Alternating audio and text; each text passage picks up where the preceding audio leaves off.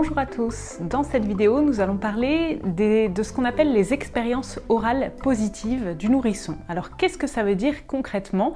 Parce qu'on entend souvent, c'est important que votre enfant ait des expériences orales positives, que ça se passe bien autour de sa bouche, pour qu'il ait envie d'y revenir après. Donc qu'est-ce que sont que ces expériences orales positives? Alors on peut imaginer qu'un tout petit, autour de 3 mois et demi, 4 mois, il commence à attraper des petits objets, il les met à la bouche, avant il met ses doigts, et tous ces moments, toutes ces tentatives où il attrape des choses et où il les met en bouche, on pourrait parler du coup d'expérience orale. Il teste, il prend les objets, il les amène à la bouche, il les explore, il les découvre, est-ce que c'est dur, c'est mou, ça gratouille, ça chatouille. Et donc tout ça, ça fait partie de ce qu'on appelle les expériences orales du bébé. Dès qu'il va porter quelque chose en bouche, dès qu'il l'explore, dès qu'il le met à la bouche, ça fait partie des expériences qu'il fait avec sa bouche. Et donc ces expériences orales, elles peuvent être soit positives, soit négatives. Alors on pourra plutôt parler d'expériences orales agréables ou désagréables. Donc qu'est-ce qui va se passer? Dans la plupart des cas, pour votre loulou, mettre à la bouche, c'est quelque chose qui lui plaît, qui lui apporte du plaisir, du réconfort. Il va prendre les objets en bouche, il va les mettre en bouche, ça va bien se passer, il va commencer à les mâchonner, à les écraser, à faire jouer sa langue, à les balader dans la bouche, à explorer, à babiller en même temps.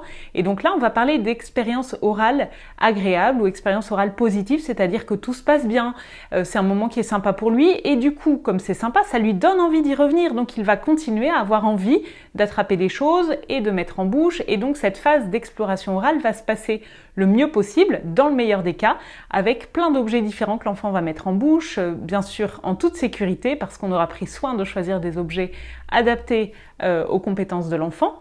Donc ça, c'est dans le meilleur des cas, c'est ce qu'on appelle les expériences orales positives.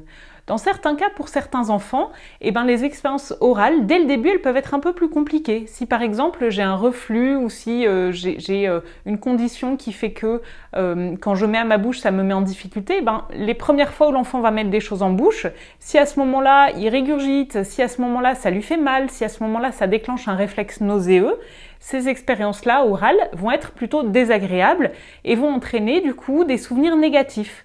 Si à chaque fois que je mets mon petit hocher dans la bouche, j'ai un haut le cœur, et du coup ça se termine mal pour moi, c'est désagréable, donc je n'ai pas envie d'y retourner par la suite. Et donc, l'accumulation d'expériences orales désagréables fait que l'enfant va arrêter très vite de mettre les choses en bouche. À chaque fois que je mets dans la bouche, j'ai mal ou c'est désagréable, donc j'arrête de mettre en bouche. Donc je ne mets plus les choses en bouche. Et on sait à quel point, et on en reparlera, cette phase d'exploration est très importante et prépare le développement des compétences alimentaires et sensorielles de l'enfant, entre autres de plein d'autres choses. Donc si l'enfant vit des expériences orales négatives et désagréables à chaque expérience, très vite, parce qu'il est intelligent, il aura plus envie de continuer et probablement il arrêtera de mettre en bouche ou il va se limiter ou il va choisir que certains objets et pas d'autres. Donc c'est ce qu'on appelle les expériences orales positives ou négatives ou agréables ou désagréables. Et bien sûr qu'on va, notre objectif en tant que parent et en tant que professionnel, ça va être de favoriser, de soutenir toutes les expériences orales positives pour qu'elles soient le plus positives possible justement, pour qu'elles soient le plus agréables possible pour l'enfant et pour qu'il ait envie de continuer, de réessayer, d'y retourner et ainsi de préparer ses compétences orales par la suite. Si jamais cette étape est compliquée pour votre enfant, n'hésitez pas à en parler à un professionnel formé, sensibilisé, qui saura peut-être vous observer, co-observer avec vous comment ça se passe pour votre enfant et vous aider à mettre en place des stratégies, si nécessaire, de soutien et d'aide pour votre loulou.